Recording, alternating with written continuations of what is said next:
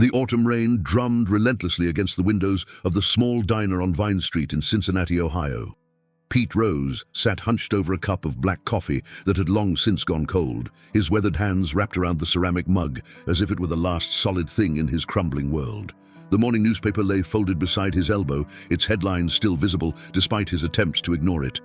Charlie Hustle's gambling scandal deepens. Federal investigation widens.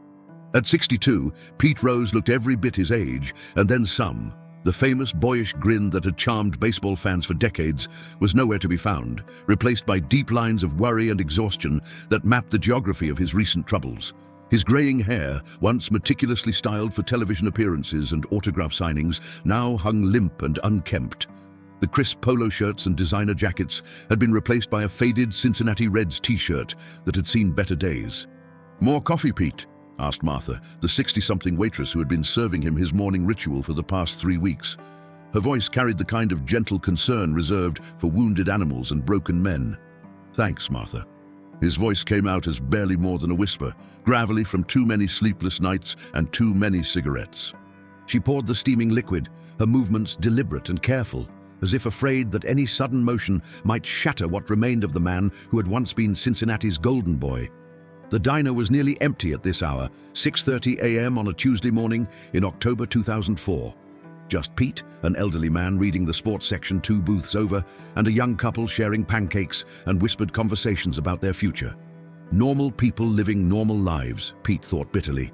Something he hadn't experienced in decades. His cell phone buzzed against the Formica table. The caller ID showed his lawyer's number, but Pete let it go to voicemail. He knew what the call would be about. More depositions, more questions about betting records, more attempts to piece together the web of lies and half-truths that had become his life.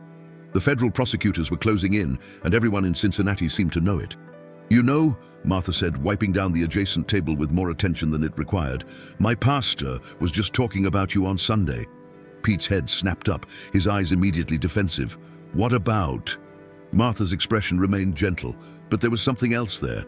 Not pity, exactly, but the kind of look someone gives when they're trying to decide whether to step into quicksand to help a drowning man. "Nothing bad, honey. Pastor Williams was talking about redemption, about how God never gives up on anyone. He mentioned how even the greatest among us sometimes fall, but that doesn't mean the story's over." She paused, seeming to weigh her words carefully. "He specifically mentioned you, said the whole community's been praying for you." Pete felt his jaw clench involuntarily. Prayer. As if God gave a damn about Pete Rose's gambling debts or the federal prosecutors breathing down his neck. As if divine intervention could somehow erase 15 years of denials, lies, and increasingly desperate attempts to cover his tracks. "That's real nice, Martha, but I don't think your pastor's prayers are going to help me much." The words came out harsher than he intended, and he immediately saw Martha flinch slightly. "Maybe not," she said quietly, "but they sure can't hurt. Grace Baptist's got a good congregation, Pete. Good people who remember what you did for this city, who remember how you made us all proud to be from Cincinnati." Before Pete could respond, the diner's bell chimed as someone entered. Pete glanced up and felt his stomach drop. It was Tom Brenneman, a local sports reporter who had been covering Pete's troubles with the enthusiasm of a bloodhound on a fresh scent. Brenneman's eyes swept the diner and locked onto Pete immediately, his expression lighting up with the predatory gleam of a journalist who had just spotted his next headline. "Well, well," Brenneman said, approaching Pete's booth with calculated casualness. "Pete Rose, as I live and breathe. Mind if I join you for a minute?" "Actually, I do mind." Pete's voice was flat, emotionless. But Brenneman was already sliding into the booth across from him, his notebook and digital recorder appearing on the table like weapons being laid out for battle. "Come on, Pete. Just a few questions. The people of Cincinnati deserve to know how you're handling all this pressure." Martha had vanished into the kitchen, Pete noticed. Smart woman. "I got nothing to say to you, Tom. Nothing I haven't already said 100 times. "But that's just it, Pete." Brenneman leaned forward, his voice taking on the tone of someone sharing a secret. "You haven't really said anything, have you? Just denials, non-answers, lawyer speak. Don't you think it's time to come clean? Don't you think the fans who worshipped you, who bought your jerseys and cheered your name, deserve the truth?" Pete stared down at his coffee, watching the surface ripple slightly from the vibration of his trembling hands. The truth, as if it were that simple. As if the truth wouldn't destroy what little remained of his reputation, his legacy, his hope of ever being inducted into the Baseball Hall of Fame. "The truth," Pete said slowly, "is that I've been investigated more than any ball player in history. The truth is that I've cooperated with every inquiry, answered every question, provided every document they've asked for. And you know what the truth has gotten me? More questions, more investigations, more reporters like you camping outside my house and following me to diners." Brenneman's pen was moving rapidly across his notebook. "So you maintain your innocence? You've never placed a bet on baseball, never compromised the integrity of the game?" Pete's hands clenched into fists on the table. The same questions, over and over, like water torture. How many times could a man be asked to deny something without eventually losing his mind? "I maintain," Pete said, his voice rising slightly, "that I've been railroaded by people who were looking for a scapegoat, who needed someone to blame for all of baseball's problems. I maintain that I played the game harder than anyone else, that I gave everything I had to this city and to baseball, and that I deserve better than this witch hunt." "But the evidence? What evidence?" Pete slammed his palm on the table, causing his coffee mug to jump and spill dark liquid across the surface. The elderly man, 2 booths over, looked up from his newspaper with concern. "Testimony from bookies trying to cut deals. Betting slips that conveniently surface 15 years after the fact. Phone records that prove nothing except that I made phone calls." Brenneman didn't flinch. "What about the testimony from your former associates? What about the financial records showing large cash transactions during periods when you were managing the Reds?" Pete stood up abruptly, fishing a $10 bill from his wallet and throwing it on the table. "What about the 3,000 hits? What about 17 All-Star games? What about the World Series championships? What about everything I gave to this game and this city?" He was moving toward the door now, Brenneman scrambling to follow, still scribbling notes. "Pete, wait, just one more question." But Pete was already outside, the cold October air hitting his face like a slap. The rain had stopped, but the sky remained overcast, heavy with the promise of more storms to come. He stood on the sidewalk for a moment, breathing hard, trying to regain his composure. Brenneman emerged from the diner behind him, relentless. "Pete, there are rumors that you're considering a plea deal with the federal prosecutors. Any comment on that?" Pete turned around, his face flushed with anger and frustration. "You want a comment? Here's your comment. I'm 62 years old, and I'm tired. I'm tired of people like you trying to tear down everything I built. I'm tired of having to defend myself against accusations from people who never stepped foot on a major league diamond. And I'm tired of this city, this community that I bled for, treating me like a pariah." His voice was carrying now, drawing the attention of passers-by on the street. A woman with a small child crossed to the other side of the street, clearly recognizing him and wanting to avoid the scene. "But Pete," Brenneman pressed, "surely you can understand why people are upset. You were a role model, a hero to millions of kids. If the allegations are true, if... Pete shook his head, a bitter laugh escaping his lips. "You build a whole career on ifs, don't you, Tom? Well, here's an if for you. If I never see your face again, it'll be too soon." He turned and walked away, leaving Brenneman standing on the sidewalk with his notebook and his recorder and his righteous indignation.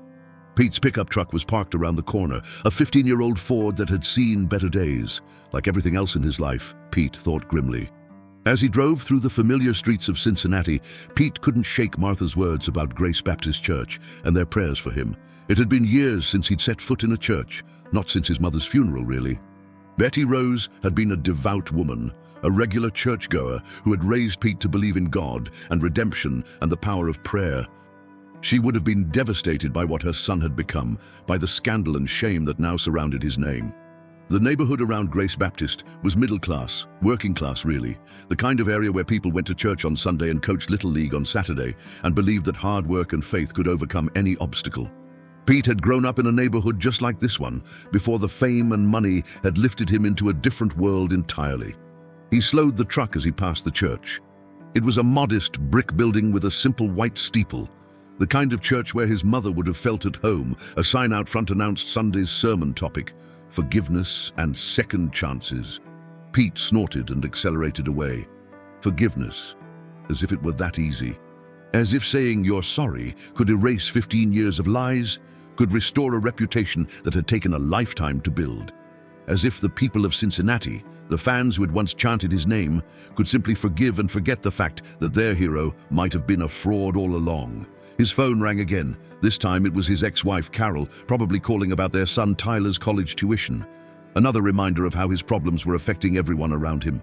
Pete let that call go to voicemail too. By the time he reached his apartment, a modest two-bedroom place that was a far cry from the mansion he'd lost in the divorce, Pete was exhausted. The confrontation with Brenneman had drained what little energy he had left. He poured himself a scotch, even though it wasn't yet noon, and sat down in his recliner to stare at the television without really seeing what was on the screen. The apartment was quiet except for the hum of the refrigerator and the occasional sound of traffic outside.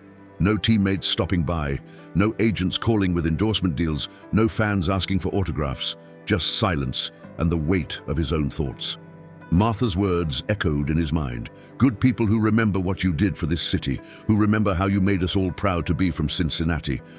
But did they really remember? Or had the scandal overshadowed everything else, turning his accomplishments into footnotes in a story about corruption and betrayal?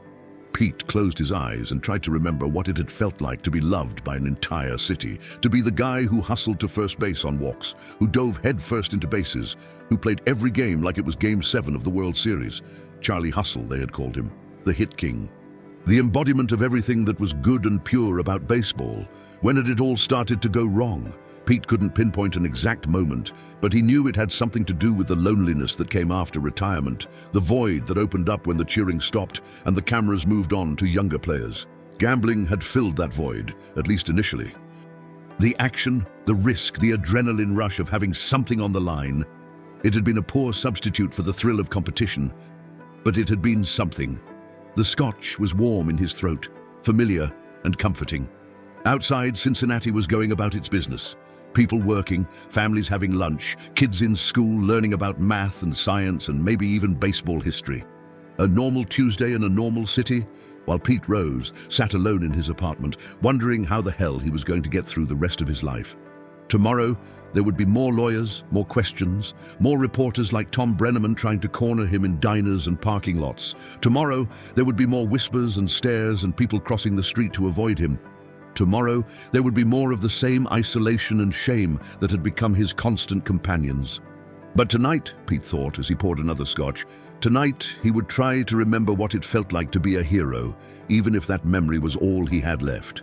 3 weeks later, on a crisp Sunday morning in early November, Pete Rose found himself doing something he hadn't done in over a decade, getting dressed for church. He wasn't sure what had driven him to this decision. Maybe it was the crushing loneliness of his apartment. Maybe it was Martha's gentle words about prayers and redemption. Or maybe it was simply the desperate hope that somewhere in the world there might still be people who saw him as more than just a scandal waiting to be fully exposed. The mirror in his bedroom reflected back a man trying too hard to look respectable. Pete had dug out his best suit, a navy blue pinstripe that had cost more than most people made in a month, back when money wasn't a constant source of anxiety. The suit still fit, though it hung a little looser than it used to, testament to the weight he'd lost since the stress of the federal investigation had ramped up. His shoes were polished to military standards, his tie was perfectly knotted, and his hair was combed with the same precision he'd once applied to his batting stance.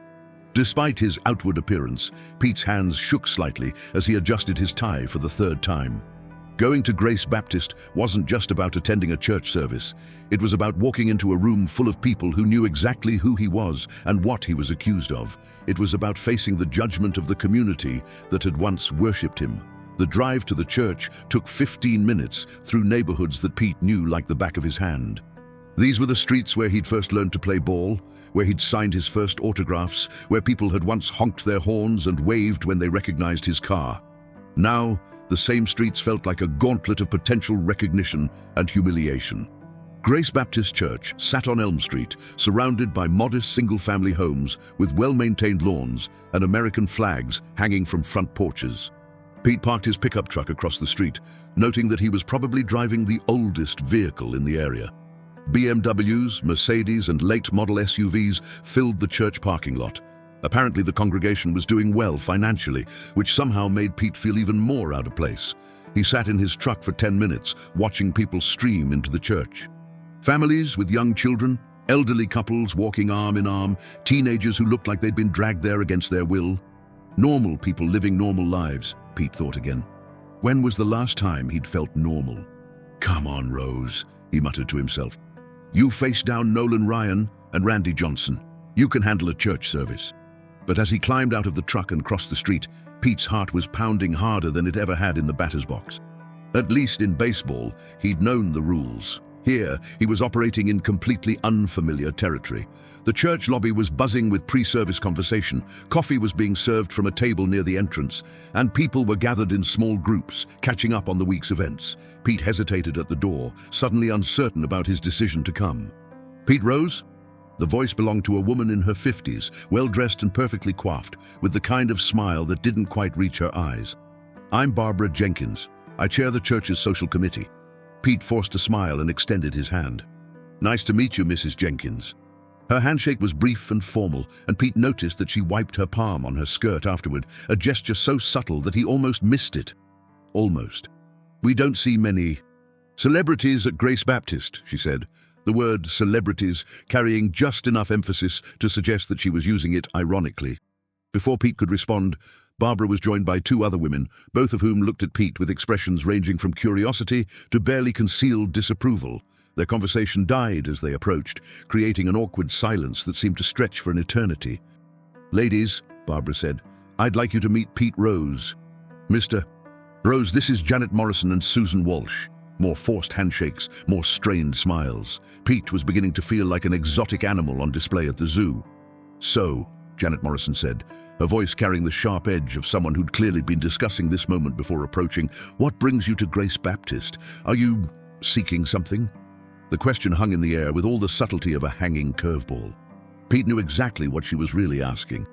"Are you here because you're guilty and looking for forgiveness? Are you here because you finally hit rock bottom?" "I'm here," Pete said carefully, "because I was raised to believe in God and community, and because sometimes a man needs to be around people who understand what grace means."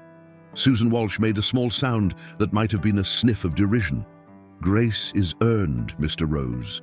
It's not something you can just claim when it becomes convenient." Pete felt his face flush hot, but before he could respond, a warm hand settled on his shoulder. "Susan, that's not quite right." The voice belonged to an elderly man with kind eyes and a gentle smile. "Grace, by definition, can't be earned. That's what makes it grace. I'm Henry Patterson, by the way. Welcome to our church, Pete." Henry's handshake was firm and genuine, and his eyes held none of the judgment Pete had seen in the women's faces. For the first time since entering the building, Pete felt like he could breathe properly. "Thank you, Mr. Patterson. I appreciate the welcome. Henry, please, and I want you to know that not everyone here feels the need to interrogate visitors about their motivations. Some of us just believe in welcoming all of God's children." Barbara Jenkins' smile had turned positively icy. "Of course, Henry. We're all Christians here. It's just that some of us believe in accountability as well as grace." The tension was thick enough to cut with a knife, and Pete was beginning to wonder if he'd made a terrible mistake. But Henry Patterson seemed unfazed by Barbara's pointed comment. "Well," Henry said, "I believe in both too. That's why I also believe that judgment belongs to God, not to church social committees." Before anyone could respond, the sound of organ music began filtering from the sanctuary, signaling that the service was about to begin. The group began to disperse, but not before Barbara Jenkins delivered one final pointed comment. "I hope you find what you're looking for here, Mr. Rose. I truly do, but I also hope you understand that actions have consequences and that forgiveness requires genuine repentance." As she walked away, Pete felt like he'd been slapped. Henry Patterson shook his head sadly. "I apologize for Barbara," he said quietly. "She means well, but sometimes her righteousness gets in the way of her Christianity. Don't let her discourage you." "Maybe I should just go," Pete said, suddenly feeling exhausted. "I don't think I belong here." "Nonsense," Henry replied firmly. "You belong here as much as anyone else. Come on, you can sit with my wife and me." The sanctuary was more impressive than Pete had expected. High ceilings, beautiful stained glass windows, and wooden pews that looked like they'd been crafted with care and attention to detail. Henry led him to a pew about halfway down the aisle, where a pleasant-looking woman with silver hair smiled warmly at Pete. "This is my wife, Dorothy," Henry said. "Dorothy, this is Pete Rose." Dorothy's reaction was immediate and genuine. "Oh my goodness, Pete Rose. I can't tell you how many times Henry and I watched you play. You are absolutely wonderful. Such energy, such dedication. Please sit with us." For the first time that morning, Pete felt genuinely welcome. Dorothy Patterson's enthusiasm was infectious, and her husband's kindness had already made Pete feel more comfortable than he'd expected to be. Maybe this wouldn't be a complete disaster after all. As the service began, Pete tried to focus on the familiar rituals of worship. The opening hymn was "Amazing Grace," and Pete found himself remembering his mother's voice, singing the same words when he was a child. She'd had a beautiful voice, clear and strong, and she'd sung in the church choir until her death 5 years earlier. Pastor Williams was a man in his 50s with graying hair and a commanding presence. His sermon was titled "The Prodigal Son," a story of redemption and forgiveness, and Pete couldn't help wondering if the topic had been chosen specifically because of his presence. The timing seemed too coincidental to be accidental. The prodigal son, Pastor Williams began, is perhaps the most famous story Jesus ever told about forgiveness. A young man squanders his inheritance, wastes his father's money on wild living, and finds himself feeding pigs in a foreign land, about as low as a Jewish man could fall in those days. Pete shifted uncomfortably in his pew. The parallels weren't lost on him. But the beautiful thing about this story, the pastor continued, is not the son's fall from grace. It's his recognition that he needed to come home, and it's his father's response when he sees his son returning. The father doesn't wait for an explanation. He doesn't demand an accounting of where the money went. He doesn't require the son to grovel or prove his repentance. He simply runs to meet him, embraces him, and welcomes him home. Pete found himself leaning forward, caught up in the pastor's words despite his earlier skepticism. Now, some of you might be thinking that the father was too soft, too forgiving. Where's the accountability? Where are the consequences? And those are fair questions. But I think Jesus was trying to teach us something profound about the nature of love and forgiveness. Sometimes love means welcoming people home, even when they haven't fully explained themselves yet. Pete glanced around the sanctuary and caught several people looking at him. Some faces showed curiosity, others showed judgment, but a few showed something that might have been compassion. Barbara Jenkins was sitting 3 rows ahead, her posture rigid with disapproval, but Dorothy Patterson beside him was nodding along with the pastor's words. "The challenge for us," Pastor Williams went on, "is learning to love like the Father in this story. It's easy to love people who've never disappointed us, who've never made mistakes, who've never fallen from grace. But can we love the prodigal? Can we welcome home someone who's squandered their gifts? Can we embrace someone who's let us down?" The question hung in the air like a challenge, and Pete felt the weight of dozens of eyes upon him. This was it. The moment when the congregation would decide whether he was welcome or not, whether he was a prodigal son deserving of embrace or a scandal to be shunned. But as the pastor prepared to wrap up his sermon, something unexpected happened. From the back of the sanctuary, a voice spoke up, loud enough for everyone to hear. "Pastor Williams, I have a question." Pete turned around to see Tom Brenneman, the reporter from the diner, standing in the back pew with a digital recorder in his hand. Pete's stomach dropped. He'd been set up. This whole thing was a trap. Pastor Williams looked confused. "I'm sorry, sir, but we don't typically take questions during the sermon. If you'd like to speak with me after the service, I think the congregation would benefit from hearing this now," Brenneman interrupted, his voice carrying the confident tone of someone accustomed to getting his way. "I'm Tom Brenneman from Channel 12 News, and I'm here covering Pete Rose's visit to your church. Given your sermon topic, I think it's relevant to ask, how does your message of forgiveness apply to someone who's still lying to the community? Someone who's still denying well-documented accusations of gambling on baseball?" The sanctuary erupted in whispers and murmurs. Pete felt the blood drain from his face as he realized that his attempt to find sanctuary had turned into a public ambush. He started to stand up, ready to flee, but Henry Patterson's gentle hand on his arm kept him in place. "Son," Pastor Williams said, his voice carrying a note of steel beneath its gentleness, "this is a house of worship, not a press conference. I'm going to have to ask you to leave." But Brenneman wasn't finished. "I'm just asking the questions that everyone here is thinking, Pastor.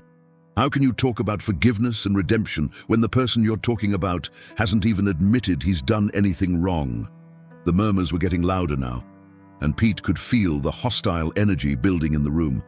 Some people were standing up, craning their necks to get a better look at the confrontation. Others were looking directly at Pete with expressions ranging from sympathy to outright disgust. Barbara Jenkins chose that moment to stand up and turn around to face Pete directly. Her voice cut through the chaos like a knife. "Mr. Rose," she said, her voice carrying to every corner of the sanctuary, "since you're here, why don't you answer the man's question? Are you here seeking forgiveness for something you've actually done, or are you here trying to manipulate this congregation's faith for your own public relations purposes?" The sanctuary fell silent, except for the sound of Pete's own heartbeat thundering in his ears. This was exactly what he'd feared would happen. Public humiliation disguised as Christian accountability. Every face in the building was turned toward him, waiting for his response. Dorothy Patterson whispered urgently, "You don't have to answer that, dear. Not here, not like this." But Pete was already standing up. Something inside him had snapped, not into anger exactly, but into a kind of clarity he hadn't felt in years. If they wanted to judge him, if they wanted to crucify him in the name of Christian accountability, then he was going to give them something worth judging. "You want an answer?" Pete's voice was steady, stronger than he'd expected it to be. "You want to know why I'm here?" The silence in the sanctuary was complete now. Even Brenneman had lowered his recorder, apparently sensing that something significant was about to happen. Pete looked around the room, meeting the eyes of as many people as he could. When he spoke, his voice carried to every corner of the building without him having to raise it.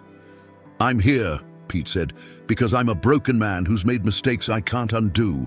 I'm here because I've lied to protect myself, and those lies have hurt people I care about. I'm here because I've gambled away more than money. I've gambled away my reputation, my relationships, and my peace of mind." The admission sent a ripple of shock through the congregation.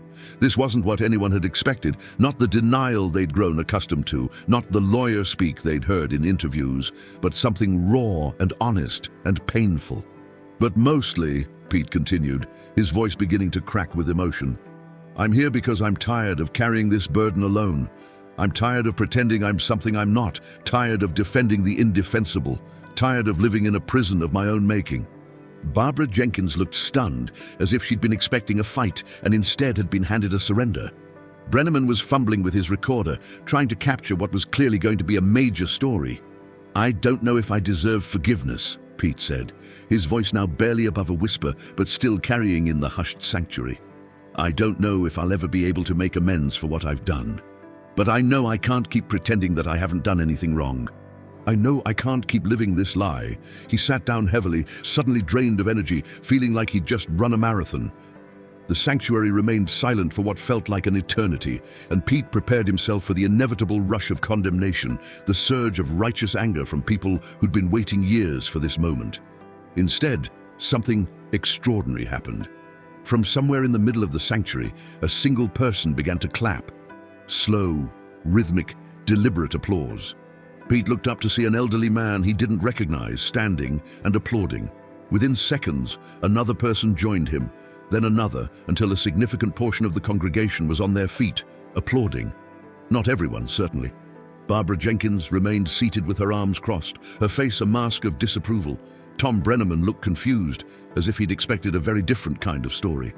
But enough people were standing, enough people were showing support, that Pete felt something he hadn't experienced in years. Acceptance. Pastor Williams stepped forward, his own eyes moist with emotion. "Ladies and gentlemen," he said, his voice carrying over the applause, "what we've just witnessed is exactly what the prodigal son story is about. Not the fall from grace, but the courage to come home. Not the perfection of the saints, but the honesty of the sinner."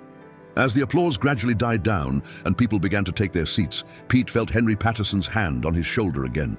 "That," Henry said quietly, "took more courage than any base stealing I ever saw you do." Dorothy Patterson was crying openly, dabbing at her eyes with a tissue. "Oh, Pete," she said, "I'm so proud of you. I know your mother would be too." But the moment of grace was short-lived. As Pastor Williams prepared to continue the service, Barbara Jenkins stood up again, her face flushed with indignation. "I'm sorry," she said loudly, "but I can't just sit here and pretend that a public confession makes everything all right. Actions have consequences, and Mr. Rose's actions have hurt this community, have hurt baseball, have hurt children who looked up to him as a hero." She turned to face Pete directly, her voice rising with righteous anger. "You want forgiveness? Then show us you mean it. Donate your Hall of Fame hopes to charity. Give back the money you made from gambling. Make real amends, not just pretty speeches in church." The sanctuary erupted again, this time in a mixture of voices. Some supporting Barbara's position, others defending Pete's right to seek redemption without having to meet someone else's criteria. Pete stood up again, and gradually, the voices died down. "Mrs. Jenkins," he said, his voice calm despite the obvious emotion behind it, "you're right. Actions have consequences. And I've been living with those consequences for 15 years. You're right that I've hurt people, disappointed people, let people down." He paused, looking around the sanctuary one more time. "But you're wrong about one thing. I'm not here asking for your forgiveness. I'm not here asking for anyone's forgiveness, actually. I'm here because I need to forgive myself, and I can't do that alone. I'm here because I believe, or at least I hope, that God's mercy is bigger than my mistakes." The silence that followed was different from before. Not the shocked silence of surprise, but the contemplative silence of people processing something profound. "Now," Pete said, straightening his shoulders, "if my presence here makes people uncomfortable, if it's causing division in this congregation, then I'll leave. But I won't be driven out by someone who thinks she gets to decide who's worthy of God's grace." It was Pastor Williams who broke the silence. "Mr. Rose," he said, "you are welcome in this house of God. Anyone who seeks God is welcome here, and anyone who judges that seeking has missed the point of the gospel entirely." He looked out over the congregation, his pastoral authority evident in his bearing. "Now, I suggest we continue with our worship service, and I suggest that anyone who came here today looking for a spectacle rather than spiritual nourishment might want to examine their own hearts." As the service resumed, Pete settled back into the pew between Henry and Dorothy Patterson, feeling emotionally drained, but somehow lighter than he'd felt in years. The truth was out now, not all of it perhaps, but enough to feel like he'd taken a first step towards something that might eventually become redemption. Tom Brenneman had been escorted out by the church ushers, but Pete knew the damage was done. By evening, his confession would be on every news channel in the city. By tomorrow, it would be national news.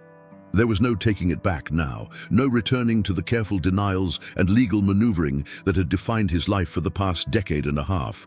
But as the congregation sang the closing hymn, "Just as I Am," Pete found himself singing along, his voice rusty but growing stronger with each verse. For the first time in years, Pete Rose felt like he might actually be on his way home. The media storm that followed Pete's confession at Grace Baptist Church was unlike anything Cincinnati had seen since the height of the gambling scandal 15 years earlier. By Monday morning, every major news outlet in the country was covering the story, and reporters were camped outside Pete's apartment building, the church, and even Martha's Diner on Vine Street. Pete had turned off his phone after the 15th call from ESPN and was sitting in his darkened apartment, nursing his third cup of coffee and watching the circus unfold on television. Channel after channel showed footage of his confession, replaying his words over and over. "I'm a broken man who's made mistakes I can't undo. I've lied to protect myself. I've gambled away more than money." The talking heads were having a field day with it. Some praised his honesty and called it a first step toward redemption. Others questioned his motives, suggesting it was a calculated move designed to generate sympathy ahead of his federal sentencing. A few wondered aloud whether his admission would affect his potential Hall of Fame candidacy. The doorbell rang at 2:47 p.m., cutting through Pete's brooding like a knife. He considered ignoring it, probably another reporter looking for a follow-up interview, but the ringing persisted with the kind of determination that suggested whoever was outside wasn't going away. Pete peered through the peephole and was surprised to see Henry Patterson standing in the hallway, holding what appeared to be a casserole dish. The elderly man from church looked patient but resolute, the kind of expression Pete recognized from his own playing days when he'd decided to steal a base, regardless of the odds. "Mr. Patterson," Pete said as he opened the door. "What are you doing here?" "Henry, remember? And I'm here because Dorothy sent me with some of her famous tuna casserole. She figured you might not be getting out much for groceries right about now." He gestured toward the stairwell, where Pete could see at least 2 reporters with cameras lurking near the building entrance. Looks like she was right. Pete stepped aside to let Henry enter, grateful for the human contact despite his desire to hide from the world. The apartment suddenly felt less like a bunker and more like a home with another person in it. "You didn't have to do this," Pete said as Henry set the casserole dish on the kitchen counter. "I mean, after what happened yesterday, I figured most people would want to keep their distance." Henry laughed, a warm sound that filled the small apartment. "Son, Dorothy and I have been married for 43 years. In that time, I've learned that when she decides someone needs taking care of, there's no point in arguing with her. Besides, what happened yesterday took guts, real guts. Felt more like stupidity to me, Pete muttered, gesturing toward the television where CNN was running a segment titled Pete Rose, Confession or Calculation. Maybe, Henry acknowledged, settling into Pete's recliner as if he'd been invited to stay for hours rather than minutes. But sometimes stupidity and courage look an awful lot alike from the outside. Pete found himself studying this man who had shown him more genuine kindness in 24 hours than most people had shown him in months. Henry Patterson was probably in his 70s, with the kind of weathered hands that spoke of a lifetime of honest work, and the kind of calm demeanor that suggested he'd seen enough of life's ups and downs to take most things in stride. "Can I ask you something?" Pete said, settling into the kitchen chair across from Henry. "Why are you doing this? I mean, you don't really know me. For all you know, I could be every bit the scumbag that Barbara Jenkins thinks I am." Henry was quiet for a moment, his fingers drumming thoughtfully on the arm of the chair.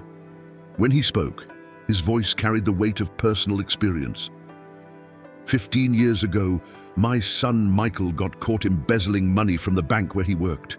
Not a lot of money, mind you, maybe $8,000 over the course of 6 months. He was going through a divorce, had gambling debts of his own, and he made some very poor choices. Pete felt his stomach tighten. He hadn't expected Henry to share something so personal. The bank pressed charges, as they had every right to do. Michael lost his job, his house, his reputation. Most of his friends disappeared overnight. Suddenly nobody wanted to associate with the guy who'd stolen from his employer. He ended up serving 18 months in minimum security prison. "I'm sorry," Pete said quietly. "That must have been hell for your family." "It was," Henry acknowledged. "But you know what the worst part was? It wasn't the legal consequences or even the financial hardship. It was watching Michael convince himself that he was fundamentally a bad person, that his mistakes defined who he was completely. He started to believe that he deserved to be abandoned, that he had forfeited his right to love or forgiveness or second chances." Henry leaned forward, his eyes meeting Pete's directly. "It took 3 years of family therapy and a lot of prayer before Michael could accept that he was more than the worst thing he'd ever done, that he was still worthy of love, still capable of redemption, still deserving of a chance to rebuild his life." "Where is he now?" Pete asked. "He manages a small accounting firm in Louisville. Married a wonderful woman named Sarah, has 2 kids who think their daddy hung the moon. He's never forgotten what he did, never minimized the impact of his choices, but he's learned to forgive himself enough to build something new." Pete was quiet for several minutes, processing Henry's story and its obvious parallels to his own situation. Finally, he asked the question that had been nagging at him since yesterday's church service. "How do you do it? How do you forgive yourself for something that hurt so many people?" Henry smiled sadly.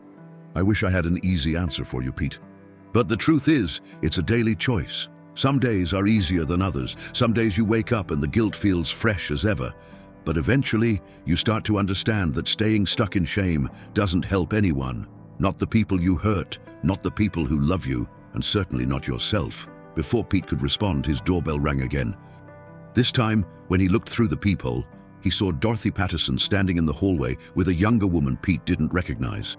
Both women were carrying bags that appeared to be full of groceries.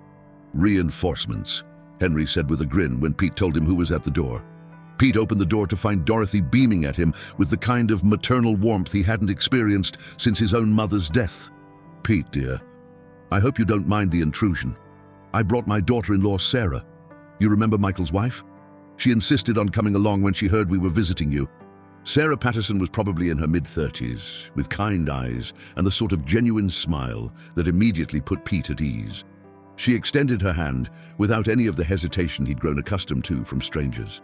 "Mr. Rose, it's an honor to meet you. I know this is probably a difficult time, but I wanted you to know that what you did yesterday took tremendous courage." And Bree, as the women unpacked groceries in his kitchen, apparently Dorothy had decided his refrigerator was inadequately stocked, Pete found himself drawn into conversation with Sarah about her husband's journey back from disgrace. She spoke about Michael with obvious love and pride, describing his work with young offenders and his volunteer efforts at a financial literacy program for low-income families. "The funny thing is," Sarah said as she put away a gallon of milk, "Michael's experiences have made him better at his job, not worse. He understands the temptations that lead people to make bad financial decisions. He can spot the warning signs because he's lived them. His past doesn't disqualify him from helping others, it gives him credibility." But that's different, Pete protested. Your husband stole money from one bank. I potentially compromised the integrity of an entire sport. I was supposed to be a role model for kids. Dorothy looked up from the vegetables she was organizing and fixed Pete with a look that reminded him uncomfortably of his mother. Pete Rose, she said firmly, you were a baseball player, not a saint. The problem isn't that you made mistakes. The problem is that people expected you to be perfect because you could hit a baseball. That's not fair to you, and it's not healthy for the people who put you on that pedestal. But the kids need to learn that heroes are human beings, Sarah interrupted gently. My 8-year-old son plays Little League, and he knows about your situation because we've talked about it. You know what he said? He said it makes him feel better to know that even famous people make mistakes because it means he doesn't have to be perfect either. Pete felt tears prick at his eyes. He'd spent so much time thinking about the children he'd disappointed that he'd never considered the possibility that his honesty might actually help some kids feel less pressure to be flawless. The conversation was interrupted by Pete's phone ringing. He turned it back on to check for messages from his lawyer, and now he saw Tom Brenneman's number on the caller ID. Don't answer it, Henry said immediately. You don't owe that man anything. But Pete was already reaching for the phone. Something about Brenneman's ambush at the church had been bothering him, and he wanted to understand the reporter's motivations. Pete Rose, he said, answering the call. Pete, it's Tom Brenneman. I wanted to apologize for yesterday. My editor is furious with me. Says I crossed a line by turning a church service into an interrogation. Pete was quiet for a moment, surprised by what sounded like genuine contrition in Brenneman's voice. Why did you do it, Tom? I mean, what did you hope to accomplish? Honestly, I thought you were running a con. I thought you were using the church to rehabilitate your image without actually coming clean about anything. I figured if I pressed you in a public setting, you'd either crack under pressure or reveal yourself as the fraud I believed you to be. And now? Brenneman sighed heavily. Now I'm wondering if maybe I've been the fraud. I've spent 15 years building a career on tearing you down, Pete. Every time you denied the gambling allegations, I got to play the righteous crusader, exposing the lies of a fallen hero. It was good for ratings, good for my reputation as a tough investigative journalist. Pete could hear the Pattersons listening intently from the kitchen, though they were pretending to busy themselves with putting away groceries. But yesterday, Brenneman continued, when you actually told the truth, when you admitted what everyone suspected but could never prove, it didn't feel like vindication. It felt like watching a man bleed to death in public. And I realized that I'd been so invested in being right about you that I'd forgotten you were a human being. So what do you want from me now? Pete asked. I want to do a real interview. Not a gotcha piece, not an attempt to humiliate you, but an actual conversation about what led you to gamble on baseball and what you've learned from the consequences. I think people deserve to hear your side of the story, and I think I owe it to you to let you tell it properly. Pete looked around his apartment at the 3 people who had shown him more kindness in the past 2 days than he'd received from most of the media in 15 years. Henry nodded encouragingly, and Dorothy gave him a thumbs-up sign from the kitchen. Okay, Pete said finally, but I have conditions. Name them. First, we do it here in my home, not in some sterile television studio. Second, I want the full interview aired, not just the sound bites that make for good television. And third, I want these people present during the interview. He gestured toward the Pattersons. They're my friends, and I want witnesses to make sure you keep your word about doing this fairly. Brenneman agreed immediately, and they scheduled the interview for Thursday afternoon. After Pete hung up, Dorothy clapped her hands together with obvious delight. Oh, Pete, this is wonderful. You're going to tell your story properly, on your own terms. I'm so proud of you. But Henry looked more cautious. Are you sure about this, son? Once you put your full story out there, there's no taking it back. Are you prepared for the reaction? Pete thought about the question seriously. Was he prepared to face the full consequences of his honesty? Was he ready to deal with the disappointment of fans who still hoped the allegations weren't true? Was he strong enough to handle the inevitable backlash from people who would see his confession as too little, too late? I don't know if I'm prepared, Pete said finally, but I know I'm tired of hiding. I'm tired of living in fear of the truth coming out. At least if I tell my story myself, I can make sure it's accurate. Sarah Patterson had been quiet during most of the conversation. But now, she spoke up with the kind of gentle wisdom that Pete was beginning to associate with this remarkable family. You know what Michael says about the day he decided to plead guilty instead of fighting the charges. He says it was the first day in months that he actually slept through the night. not because the consequences went away. They didn't. But because he finally stopped carrying the weight of the lie. As evening approached and the Pattersons prepared to leave, Pete found himself reluctant to see them go. For the first time in months, his apartment had felt alive with conversation and laughter, and the kind of human warmth he'd been missing without even realizing it. "Thank you," he said to Henry as they shook hands at the door. "For the casserole, for the company, for everything. I can't remember the last time I felt this hopeful. That's what friends do, Pete. And make no mistake, you've got friends now, real ones, the kind who stick around for the hard stuff." After they left, Pete sat in his recliner and looked around his apartment with new eyes. It was still small, still modest, still a far cry from the mansion he'd once owned, but it no longer felt like a prison. It felt like a place where healing might actually be possible. He turned on the television to check the evening news, expecting to see more analysis of his church confession. Instead, he found something unexpected, a segment about Grace Baptist Church receiving dozens of phone calls from people inspired by Pete's honesty to seek help for their own addictions and mistakes. Pastor Williams was being interviewed outside the church, talking about the power of truth-telling and the importance of creating safe spaces for people to acknowledge their failures. "What we witnessed on Sunday," Pastor Williams was saying, "wasn't just one man's confession. It was a reminder that all of us are broken in some way and that healing begins when we stop pretending we're not." The reporter asked if the church would welcome Pete back despite the controversy his presence had caused. Pastor Williams smiled. "Our doors are open to anyone seeking God. That's not negotiable. And I suspect Mr. Rose's courage in telling the truth may have helped more people than it's hurt." As Pete watched the segment, he felt something he hadn't experienced in years, a sense that his mistakes might not be the end of his story, that maybe, just maybe, there was still time to write a different ending. He thought about his upcoming interview with Tom Brenneman, about the risk he was taking in telling his full story, but he also thought about Henry Patterson's words. Sometimes stupidity and courage look an awful lot alike from the outside. For the first time in 15 years, Pete Rose was betting on courage. Thursday afternoon arrived gray and drizzly, with the kind of Cincinnati weather that matched Pete's mood, uncertain, heavy with the promise of change.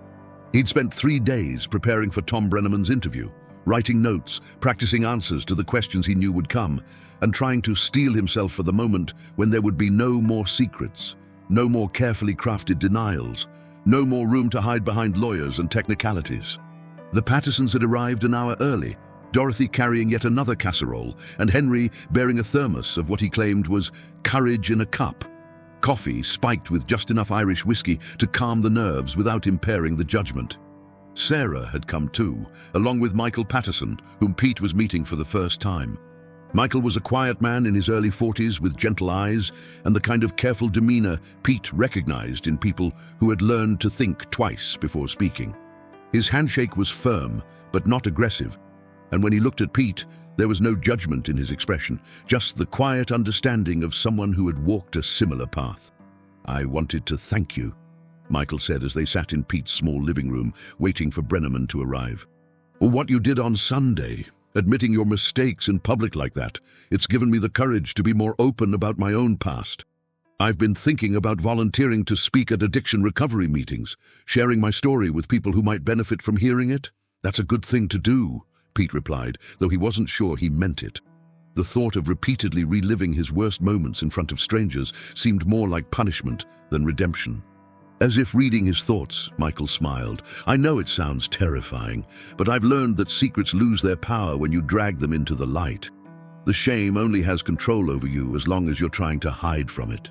Before Pete could respond, the doorbell rang.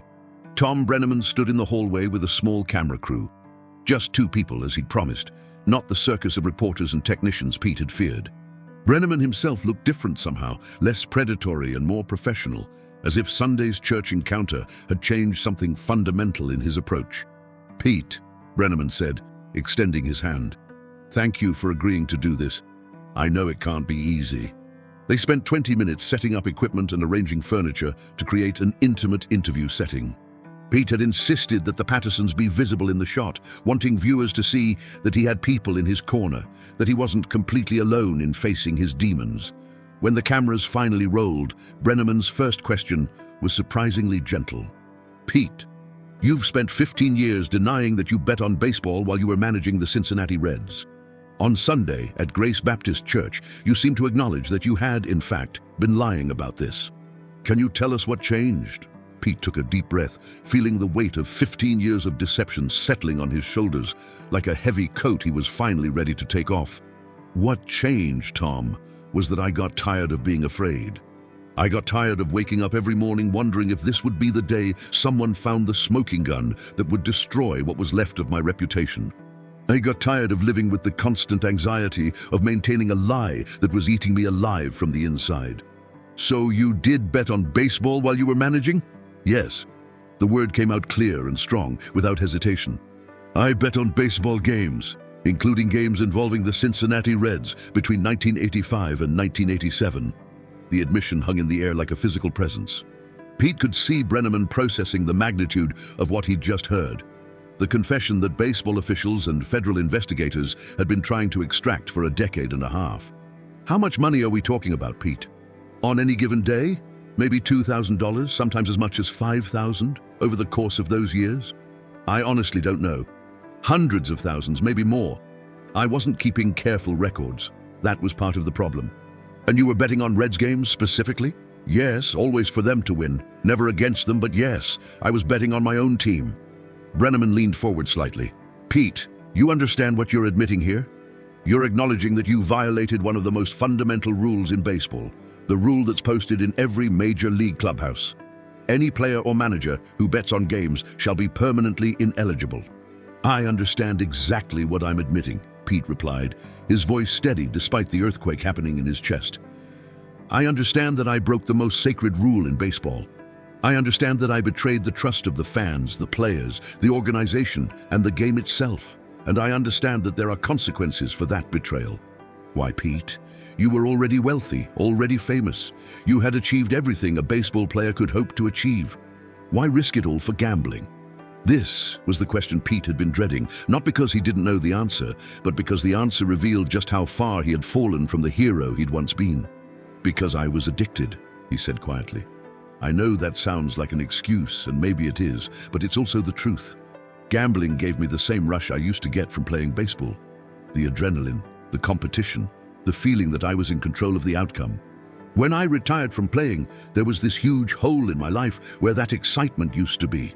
Gambling filled that hole, at least temporarily. But surely you knew the risks. Of course I knew the risks. The rule about gambling is posted in every clubhouse, like you said. I saw it every day, but addiction makes you think you're smarter than everyone else, that you won't get caught, that you can control the situation. I convinced myself that because I was only betting on my team to win, I wasn't really compromising the integrity of the game. But you were. Pete nodded heavily. Yeah, I was. Even betting on your own team to win affects your decision-making as a manager. If I had money on a game, I might overuse a pitcher because I needed to win that particular game, even if it hurt his arm or hurt the team's chances in future games. I might make tactical decisions based on my bet rather than what was best for the team long-term.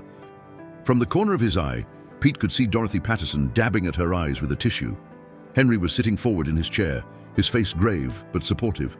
Pete, Brenneman continued, federal investigators have been looking into your gambling activities for over a decade. There have been allegations of connections to organized crime, suggestions that you were in debt to dangerous people. Can you address those claims? This was the part of the story Pete had never told anyone. Not his lawyers, not his family, not even himself in his most honest moments of self-reflection. The connections to organized crime weren't intentional, he said slowly. I didn't set out to get involved with mob bookies. But when you're gambling the amounts I was gambling, you eventually end up dealing with people who aren't exactly pillars of the community. Were you ever threatened? Not directly, no. But I was in debt to people who, let's just say, they had very effective collection methods. By 1987, I owed more money than I could reasonably pay, and I was making increasingly desperate bets trying to get even. Is that why you finally stopped? I stopped because my bookie, a guy named Tommy Gioiosa, told me that people were starting to notice unusual betting patterns on Reds games. He said there were rumors that someone with inside information was placing large bets, and that if the rumors reached the wrong ears, both of us were going to have serious problems. Pete paused, gathering himself for what he knew would be the most difficult part of his confession. But I also stopped because I looked at myself in the mirror one day and didn't recognize the person looking back at me. I had become someone I never thought I could be, a cheater, a liar, someone who was willing to compromise everything I'd worked for in pursuit of a gambling rush. What was the moment when you realized you had to come clean? Sunday morning at Grace Baptist Church, Pete said without hesitation. When that woman, Barbara Jenkins, stood up and accused me of manipulating the congregation's faith, I realized that my continued lying was hurting innocent people. The congregation was being forced to choose between their Christian values and their loyalty to me, and that choice was dividing them unnecessarily. So your confession wasn't calculated for public relations purposes. Tom, if I wanted to calculate this for public relations purposes, I would have hired a crisis management firm and crafted a careful statement that admitted minimal wrongdoing while emphasizing my charitable work and my contributions to baseball. I wouldn't have had a complete emotional breakdown in front of 300 people at a church service. Despite the gravity of the interview, Pete found himself almost smiling at the memory of Sunday's chaos. The truth is, I've been seeing a therapist for the past 6 months, court-ordered as part of my federal plea agreement. Dr. Rebecca Martinez has been helping me understand the psychology of addiction and the ways that lying to protect myself was actually making my problems worse. This was the first mention of the plea agreement, and Pete could see Brenneman's eyes light up with professional interest. Can you tell us about the federal charges? I pled guilty to 2 felony counts of tax evasion related to income. I failed to report from autograph signings and memorabilia sales. The gambling was never charged as a federal crime, but the income I generated from gambling winnings was part of the unreported income that led to the tax charges. What's your sentence? 5 months in federal prison, 4 months of home confinement, and 1,000 hours of community service. I'll also pay full restitution to the IRS, plus penalties and interest. Total financial cost will be around $2.3 million. The numbers hung heavy in the room. Pete could see Michael Patterson nodding slightly, the recognition of someone who understood the weight of financial consequences. Pete, what do you say to fans who feel betrayed by your actions, to the kids who looked up to you as a hero? This question had been keeping Pete awake at night for weeks. He looked directly into the camera, knowing that somewhere out there, children who had once worn his jersey and tried to emulate his hustle were watching and waiting for his answer. I say that I'm sorry. I'm sorry I let them down. Sorry I wasn't the person they thought I was. Sorry I tarnished something they loved because of my own weaknesses. But I also want them to know that making mistakes, even big mistakes, doesn't mean your life is over. His voice was getting stronger now, more confident. I want them to know that the important thing isn't being perfect. The important thing is taking responsibility for your mistakes, learning from them, and finding a way to make amends. I want them to know that heroes aren't people who never fall down. Heroes are people who get back up after they fall. Do you still hope to be inducted into the Baseball Hall of Fame? Pete was quiet for a long moment, considering the question that had haunted him for 15 years. Honestly, I don't know if I deserve to be in the Hall of Fame anymore. The Hall of Fame is supposed to represent the best of baseball, and what I did wasn't the best of anything. Maybe my career statistics belong in Cooperstown, but maybe the person I became doesn't. He looked over at Henry Patterson, drawing strength from the older man's steady gaze. What I hope for now isn't Hall of Fame induction. What I hope for is the chance to rebuild my relationship with the game I love, to find ways to give back to baseball and to the community that supported me for so many years. I hope for the chance to be remembered as someone who made terrible mistakes but found the courage to admit them and try to make amends. What does that look like practically? How do you make amends for compromising the integrity of baseball? I'm not sure yet, Pete admitted, but I've been talking with Dr. Martinez about ways I might be able to help other people who are struggling with gambling addiction. Maybe I can speak at addiction recovery meetings, share my story with people who might benefit from hearing it. Maybe I can work with youth baseball programs, teaching kids not just about hitting and base running, but about making good choices and taking responsibility for their actions. And if baseball never forgives you? If you're permanently banned from any official involvement with the game? Pete's smile was sad, but genuine. Then I'll find other ways to contribute. The game doesn't owe me anything, Tom. I owe the game.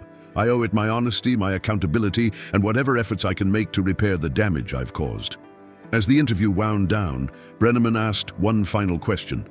Pete, if you could go back to 1985 and talk to yourself before you placed that first bet on a baseball game, what would you say? Pete closed his eyes for a moment, imagining that conversation with his younger, more arrogant self. I'd tell him that the rush he's chasing isn't worth what it's going to cost him. I'd tell him that the hole he's trying to fill with gambling can't be filled that way. That he needs to find healthier ways to deal with retirement and the end of his playing career. I'd tell him that his reputation, his relationships, and his peace of mind are worth more than any bet. He opened his eyes and looked directly at the camera one more time. But mostly, I'd tell him that it's okay to ask for help. It's okay to admit you're struggling. It's okay to be vulnerable instead of always trying to be the tough guy, the guy who has all the answers. Because the truth is, none of us have all the answers. And pretending we do just leads to the kind of isolation that makes bad decisions seem reasonable.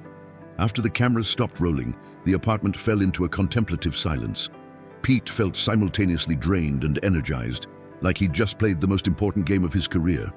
The truth was out now, all of it, and there was no taking it back. Brenneman packed up his equipment with unusual care, as if he understood the magnitude of what had just been recorded. Pete, he said as he prepared to leave, I know this wasn't easy, but I think what you've done here today is going to help a lot of people. Not just baseball fans, but anyone who's ever made mistakes they're afraid to admit.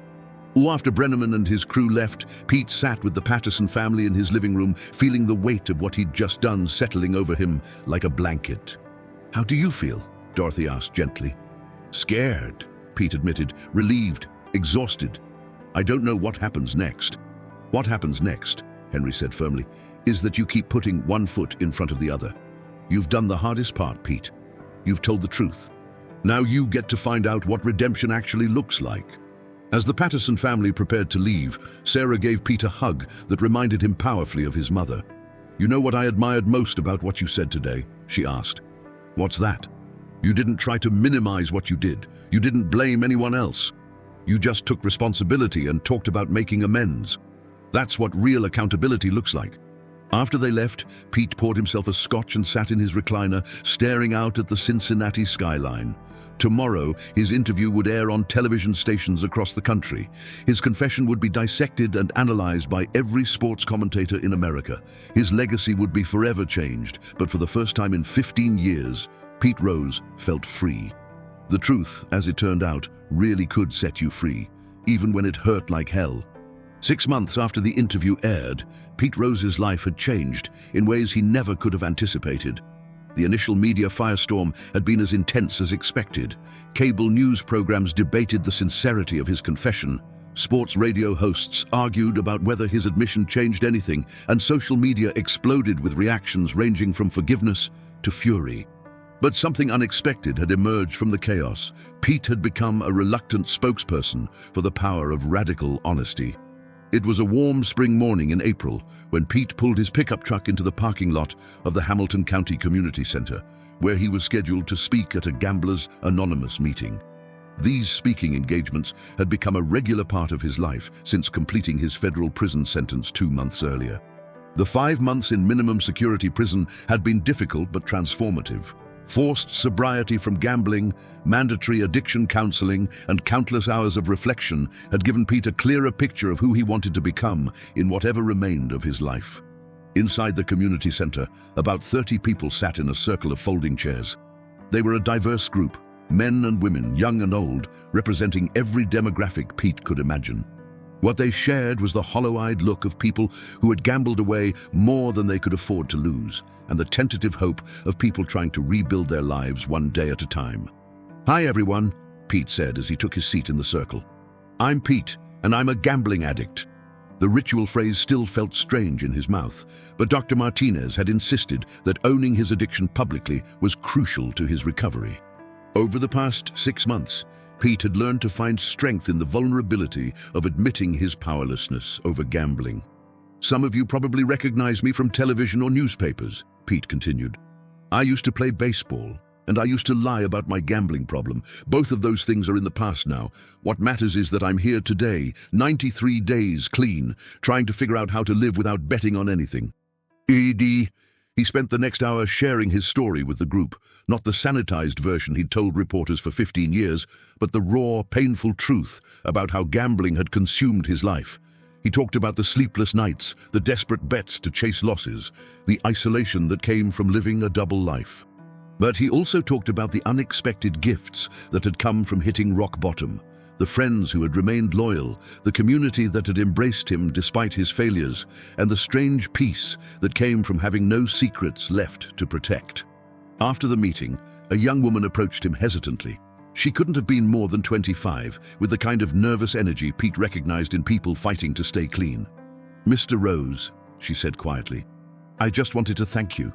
I've been struggling with online gambling for 3 years, and I've been too ashamed to tell my family about it. But watching your interview, seeing you admit your mistakes on national television, it gave me the courage to ask for help."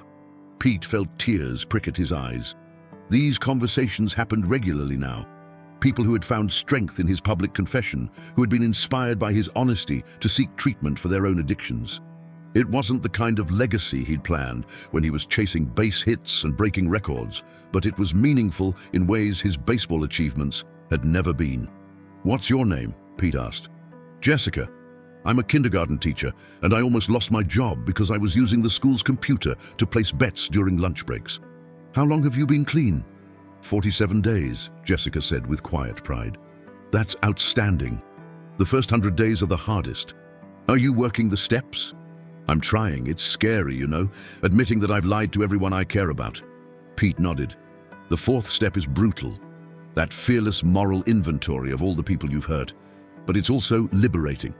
You can't heal what you won't acknowledge." They talked for another 10 minutes about sponsors and support groups and the day-to-day strategies for avoiding gambling triggers. As Jessica prepared to leave, she turned back to Pete with a question that caught him off guard. "Do you ever regret telling the truth? I mean, you could have kept denying everything. A lot of people would have." Pete considered the question seriously. His confession had cost him endorsement deals, speaking engagements, and probably any chance of Hall of Fame induction. It had subjected him to fresh ridicule and criticism from people who preferred their heroes untarnished by human weakness. But it had also given him something he'd been missing for 15 years, the ability to look at himself in the mirror without flinching.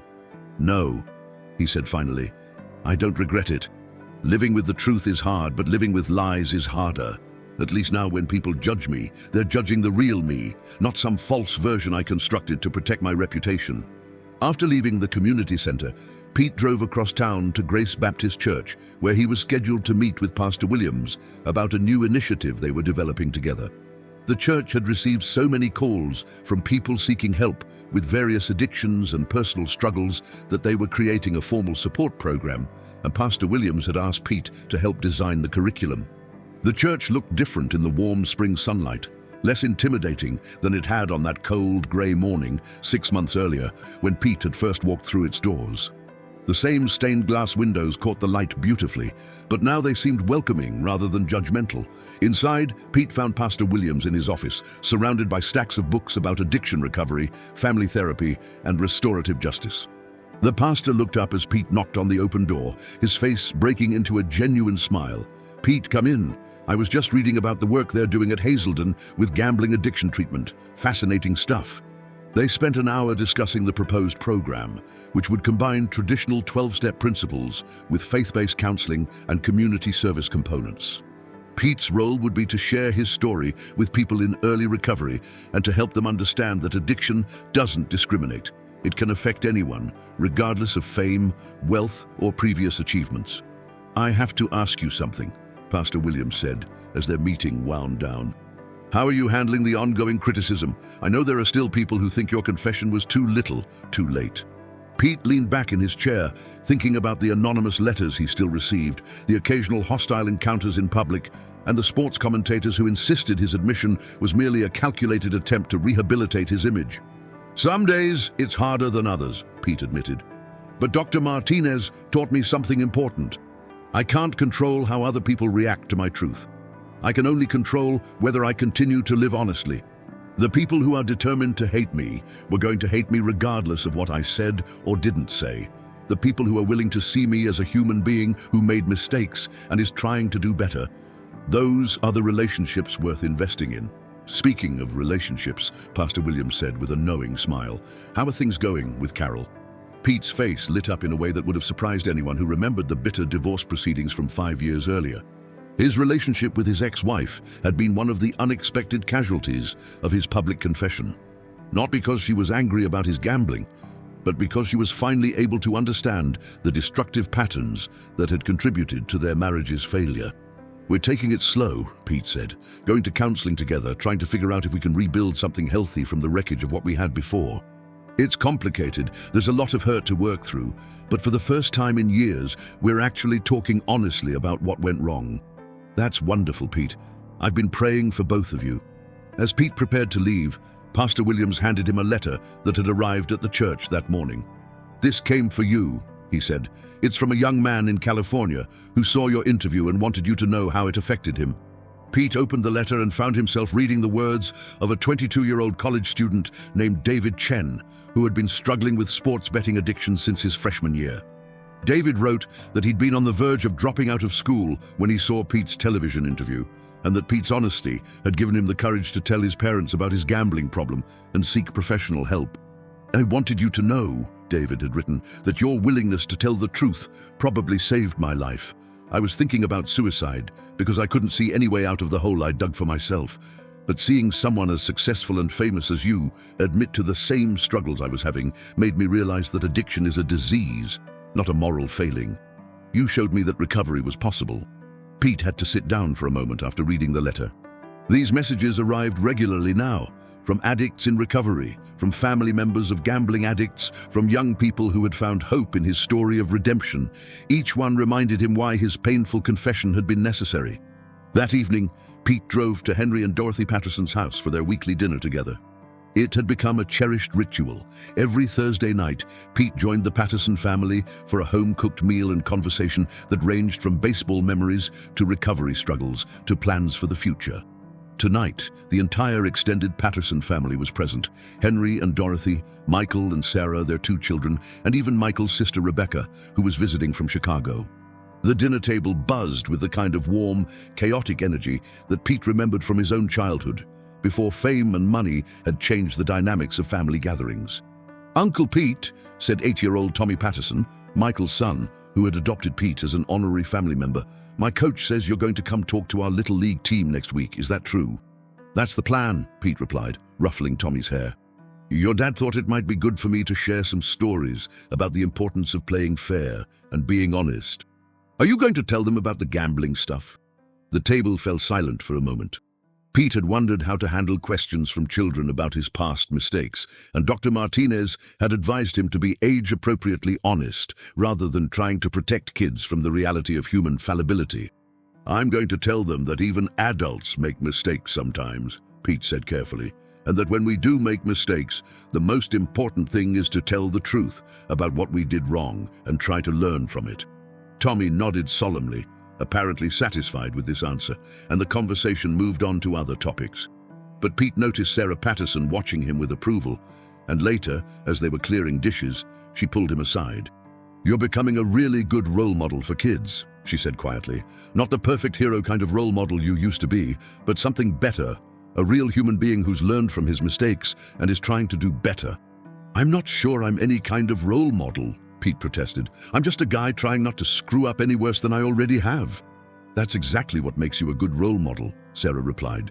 "Kids need to see that adults struggle with things, that making mistakes doesn't make you a bad person, and that redemption is possible if you're willing to do the work." Later that evening, as Pete sat in his living room with a cup of decaffeinated coffee, another small change in his life aimed at reducing anxiety and gambling triggers, he reflected on how much had changed since that morning 6 months ago when he'd walked into Grace Baptist Church seeking something he couldn't even name. His apartment was still modest, his truck was still old, and his bank account was still depleted by legal fees and restitution payments. But the walls were now covered with letters from people his story had helped, photographs from his speaking engagements at recovery meetings, and artwork created by children in the youth programs he'd started supporting. More importantly, Pete no longer woke up each morning with the crushing anxiety of someone trying to maintain a lie. He no longer jumped every time the phone rang, fearing that another piece of evidence had surfaced. He no longer felt like he was acting a part in his own life.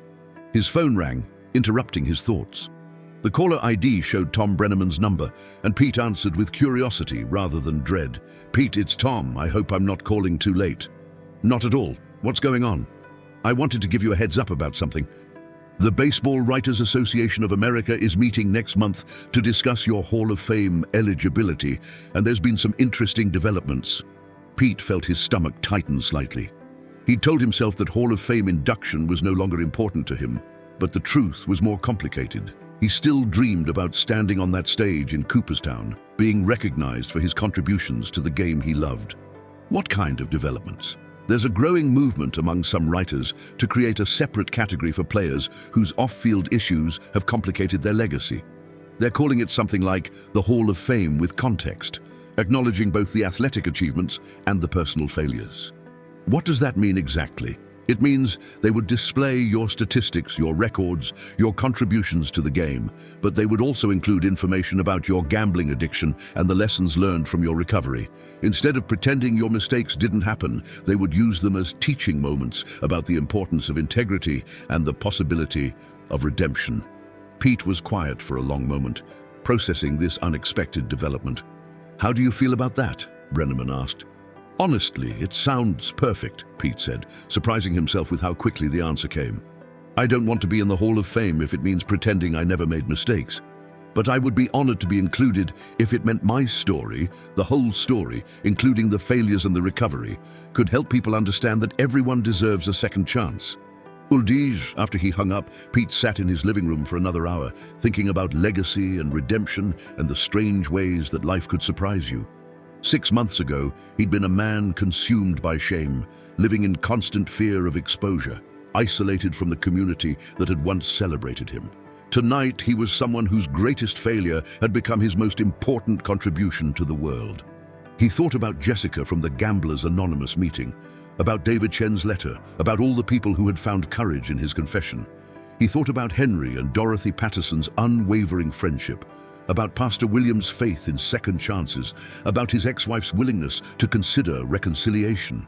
Most of all, he thought about his mother, Betty Rose, who had raised him to believe in the power of truth and the possibility of redemption.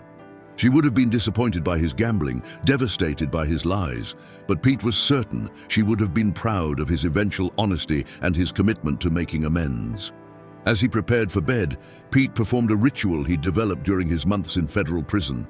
He wrote in a gratitude journal, listing 5 things from the day that he was thankful for. Tonight's list included the young woman at GA who was fighting for her sobriety, Pastor William's friendship and guidance, the warm chaos of the Patterson family dinner, Tom Brenneman's unexpected news about the Hall of Fame, and the simple fact that he could go to sleep without carrying the weight of any secrets. The last thing Pete wrote in his journal was a prayer, not the kind of formal, ritualistic prayer he'd learned as a child, but the honest, conversational prayer of someone who had learned that vulnerability was a strength rather than a weakness. "God, thank you for giving me the courage to tell the truth, even when it was terrifying. Thank you for the people who have stood by me despite my failures. Help me to continue being honest, to continue making amends, and to use my story to help other people find their way back from the darkness. And if it's possible, if I've earned it through my efforts at redemption, help me to find a way back to the game I love, not as the hero I once pretended to be, but as the flawed, honest human being I've finally learned to accept. Amen." Outside his apartment window, Cincinnati slept peacefully under a clear spring sky. Somewhere in the city, there were people struggling with addictions, people hiding from their mistakes, people convinced that their failures defined them completely. But there were also people finding the courage to ask for help. People discovering that redemption was possible, people learning that the truth really could set them free. Pete Rose, the hit king who had become an unlikely apostle of radical honesty, turned off the lights and went to sleep, no longer afraid of tomorrow's possibilities. In the morning, he would wake up and continue the hard daily work of recovery. He would speak at another meeting, answer more letters from people seeking hope, and take another small step on the long road toward redemption. It wasn't the ending he'd planned for his story, but it was better than anything he could have imagined during those dark days when his world was built on lies. The truth, as he'd learned, was always worth telling, even when it hurt, even when it cost everything, even when it meant admitting you were something far less than perfect, especially then.